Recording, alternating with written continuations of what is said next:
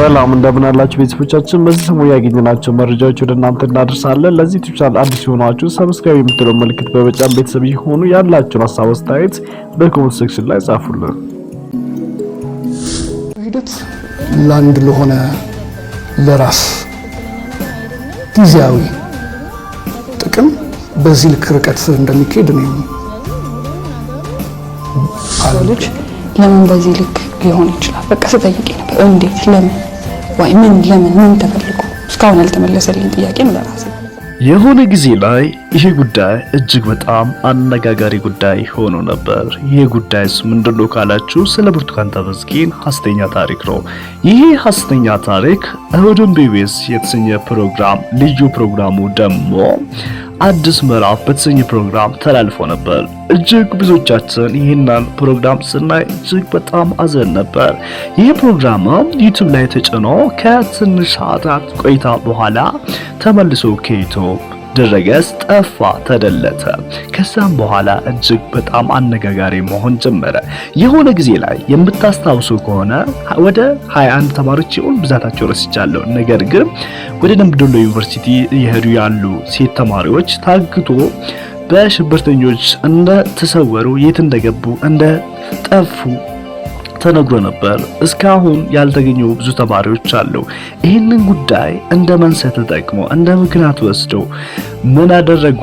ብርቱካን ተመስገን የምትባል ሐሰተኛ ሰውን ፈጠሯት። እቺኛው ሐሰተኛ ታሪክ፣ ሐሰተኛ ካራክተር፣ ሐሰተኛ ነገር ያላት ሴት ፈጠሯት። እቺኛው ሴትም እንዴ ስትል ነበር። ከታገቱ ተማሪዎች ውስጥ አንዱ ነበርኩኝ። እዛ እንደዚህ ተደርጌ ተበድዬ ተፈንክቼ ስንት ነገር በቢላ እንደዚህ አናቴ እንደዚህ ተደርጎ ብዙ ነገሮችን ተደፍሬ ልጅ ወለድኩ ምናምን ስትል ነበር።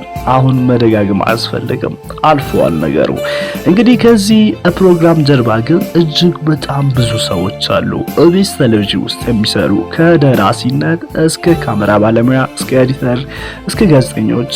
እንግዲህ በዚህ ጉዳይ ዙሪያ ደግሞ እሷን ኢንተርቪው ያደረጓት ፕሮግራሙ ላይ ሆስት ሆኑ የነበሩት ጋዜጠኛ ዘወትርና ጋዜጠኛ የምንወዳት ሉላ ገዙ እዚህ ፕሮግራም ውስጥ ነበሩ።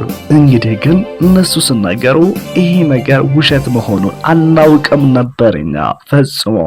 ሉላም ስትናገር እንዲህ ስትል ይህንን ያህል ርቀት መሄድ ለምን እንዳስፈለገ አልገባኝም። ለምን የሰው ልጅ እንደዚህ ያደርጋል?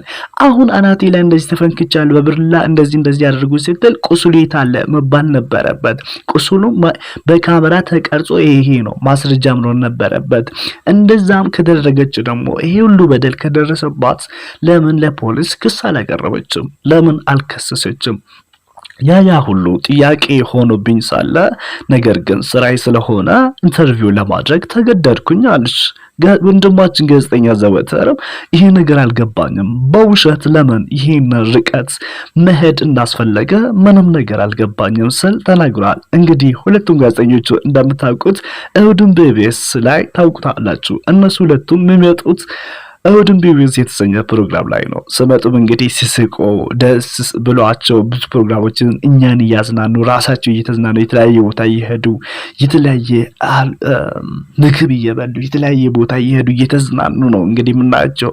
ይሄ ኢንተርቪው ሲያደርጉ ግን ፊታቸው በጣም ተቀይሮ ተጎሳቁሎ በፍርሃት የተሞላ ፊት ነው ያሳዩት። እዚህ ላይ እንደምታዩት እጅግ በጣም በፍራሽን ለምን ስሉ ነው። እንግዲህ አንዳንድ ጊዜ እኛ ስለሌላ ሰዎች ስናወራ እየቀለደን እያሾፍን ልናወራ እንችላለን እየተዝናናን። ነገር ግን ወደኛ ስመጣ ነገሩ እየከበደ ስለሚመጣ ምንድነው በጣም በፍራቻ ተውጠን ነው። ያ ነገርም እነሱ እነ ሉላ ላይ ታየ ማለት ነው። ሉላ ገዙም ከኢቢሲ ወይም ደግሞ ከኢትዮጵያ ብሮድካስቲንግ ኮርፖሬሽን ቴሌቪዥን ጣቢያ ጋር ባደረገችው ቃለ መጠይቅ እንዲህ ስትል ተናግራለች።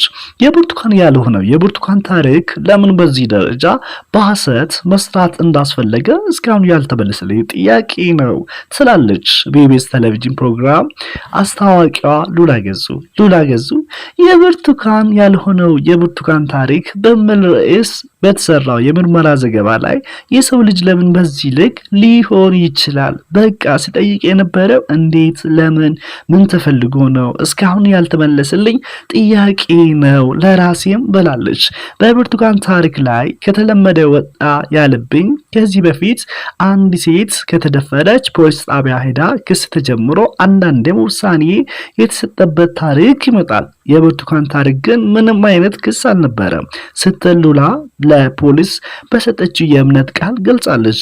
በኢቢኤስ አንድ ባለ ታሪክ ጉዳት ደረሰብኝ ካለ ጉዳት የደረሰበትን ቦታ ለምሳሌ አይን፣ ጆሮ፣ ራስ፣ የቁስል ለውጥ ካለ በካሜራ ተለይቶ ይቀረጽ ነበር። እኔም ያልገባኝ እኮ ይሄ ነው። እሱ ለምን አልተቀረጸም ነው?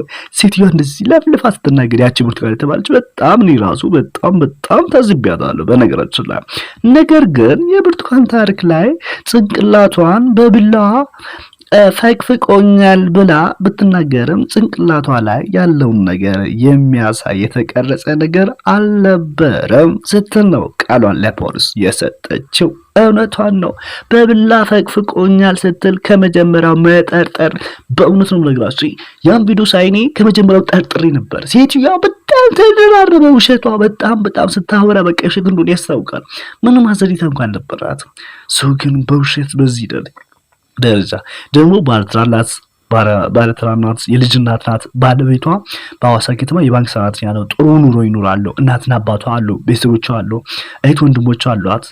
እኔ ለምን በዚህ ደረጃ እንደዚህ ነው ውስጥ እንደገባች እጅግ በጣም መታለላ ሰይጣን ያሳስታት ይመስለኛል። ፈጣሪ ይቅር በላት። የዛሬው ፕሮግራማችን ይህን ይመስል ነበረ። እስካሁን ከኔ ጋር ስለነበራችሁ እጅግ በጣም አመሰግናለሁ። ለዚህ ዩቲዩብ ቻናል አዲስ ናችሁ ሰብስክራይብ በማድረግ ቤተሰብ ይሁኑ። እወዳችኋለሁ።